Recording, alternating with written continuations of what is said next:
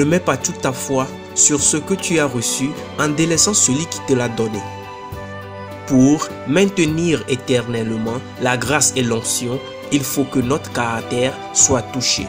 Pour tout être humain, recevoir enfin ce pourquoi on a prié, supplié et lutté est une joie tellement grande que très souvent nous nous focalisons tellement sur comment faire pour maintenir ce que nous avons reçu qu'on oublie que ce résultat vient de quelqu'un. Lorsque nous recevons un cadeau de quelqu'un ou que Dieu nous donne ce que nous avons tant cherché, nous sommes tellement absorbés par ce que nous avons reçu que nous oublions que cela est devenu possible grâce à une relation très spéciale avec le donateur et nous le délaissons. Mais très souvent, celui qui fait un cadeau a beaucoup d'autres, plus encore, à offrir et il serait insensé de se préoccuper du cadeau, oubliant la source de ce cadeau. Dans la vie chrétienne, ceci concerne plus la création d'une connexion permanente avec Dieu.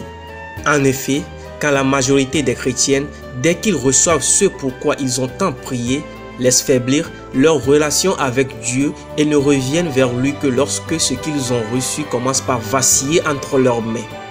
Ceci faisant, ils s'exposent au risque de blâmer Dieu plus tard car ils ont oublié leur faveur et leur lutte passée. Ceux qui ont oublié leur passé sont ceux qui s'oublient et se relâchent complètement dès qu'ils atteignent leur but, oubliant que c'est en ce moment qu'il faut redoubler d'efforts car quand l'ascension est fulgurante, la chute est encore plus retentissante. Mais il existe une espèce rare de chrétiens qui ne s'occupent pas de ce qu'ils ont reçu mais recherchent encore plus la face de Dieu.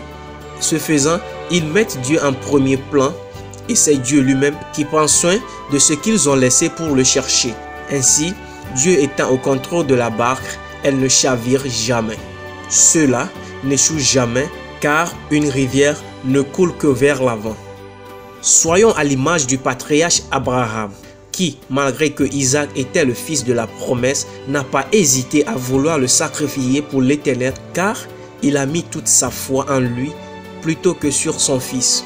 Job disait dans ses moments de tribulation que ses pensées étaient fixées sur Dieu et non sur ses possessions. En toute chose, souvenons-nous que l'échec commence quand nous oublions d'où nous venons et oublions notre passé. Pour maintenir éternellement la grâce et l'onction, il faut que notre caractère soit touché.